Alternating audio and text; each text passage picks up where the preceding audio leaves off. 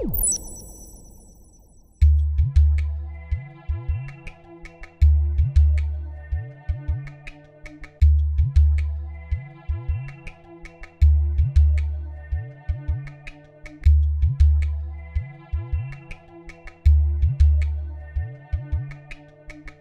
want to support growth, we want to support investment, we want to support trade, which is necessary to reboot the growth in Europe and elsewhere. And to do that, we need international standards. Without BEPS, the risk was that China, the US and some others, would walk away from the standards.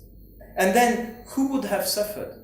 Everybody. The big countries would have been able to, as they are big markets, would have been able to protect themselves, their tax base, but also their investment. While the small open economy, like Slovenia, would have been the victim of the collapse of the standard. Instead, we've been able to bring more countries around the table to strengthen the standard.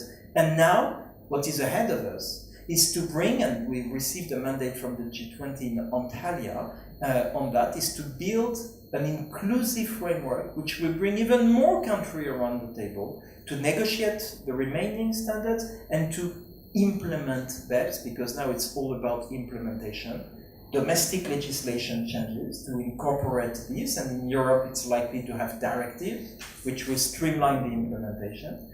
Tax treaty, I mentioned the multilateral instrument, but also changes which are directly operational, no need to go to the legislator. It's the interpretation of Article 9 of tax treaties on transfer pricing, for instance, so it's changes in regulation. And all this will happen now, is happening now, actually, the country-by-country reporting. A number of countries have already changed their legislation in a coordinated manner, and we are mandated to ensure this coordination. And that's why we're building this inclusive framework that we will be reporting to the G20 finance ministers at their meeting in February in Shanghai, because we are confident that by then we will have agreed this inclusive framework where we expect 100 plus countries to do.